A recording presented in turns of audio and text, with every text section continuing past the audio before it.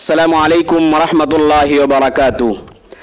हज़रात नाज़रीन व सामिईन, एक बार फिर से हमारे YouTube channel general news India में आपका खैर मकदम है। दोस्तों, गुज़िश्ता जुमे के दिन सऊदी हुकूमत की तरफ से तबलीगी जमात के ख़िलाफ़ एक निहायत ही गैर ज़िम्मेदाराना और बेबुनियाद बयान जारी किया गया था, जिसमें कहा गया था कि तबलीगी जमात बिदात व खुराफात और कुफ्र व शिर्क नीज़ दहशतगर्दी को बढ़ावा देने वाली जमात है।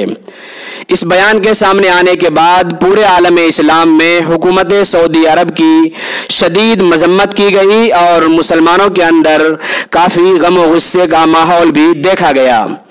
नाजरीन, इस हवाले से अब एशिया की अजीम दीनी दरसगाह दारुल उलूम देवबंद ने भी इस पर काफ़ी तशवीश का इजहार किया है। दारुल उलूम देवबंद के मोहतमीम व शेखुल हदीस मौलाना मुफ्ती अबुल कासिम साहब नौमानी दामत बरकातुहुम ने ममलकत सऊदिया अरबिया के ज़रिए तबलीगी जमात के ख़िलाफ़ मुहिम जोई पर काफ़ी तशवीश का इजहार करते हुए कहा है कि हज़रत मौलाना इलियास साहब रहमतुल्लाहि अलैह दारुल उलूम देवबंद के सदरुल मुदर्रिसीन व शेखुल हिंद हज़रत मौलाना महमूदुल हसन देवबंदी रहमतुल्लाहि अलैह के तलामिज़ा में से थे।